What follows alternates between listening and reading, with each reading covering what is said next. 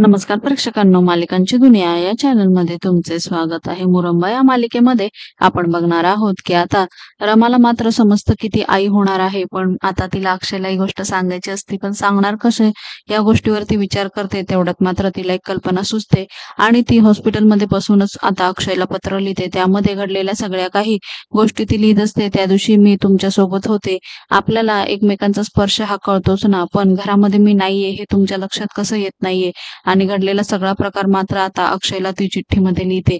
त्यानंतर मात्र आता ती अक्षयला ती चिठ्ठी देण्याचं ठरवते।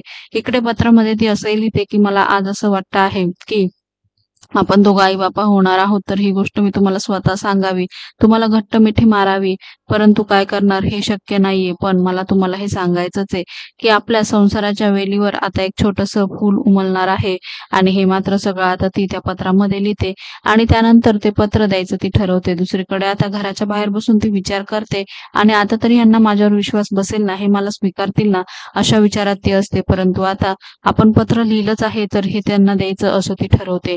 येणाऱ्या भागात आपण बघणार आहोत की आता रमा मात्र त्यांच्या घराच्या पायऱ्यांवर ते पत्र ठेवते आणि तिथे मात्र लपून बसते। तेवढ्यातच आता अक्षयची गाडी येते आणि अक्षय मात्र ते पत्र उचलतो, संपूर्ण पत्र वाचतो आणि आता जोरातच माही म्हणून आवाज देतो। तेव्हा घरामध्ये असलेली माही पळत येते आणि ती बाहेर आल्यावर अक्षय म्हणतो, बाहेर मी तुला माही म्हणून आवाज दिला, तर तू कशी काय बाहेर आली? आणि आता माही प्रचंड घाबरते।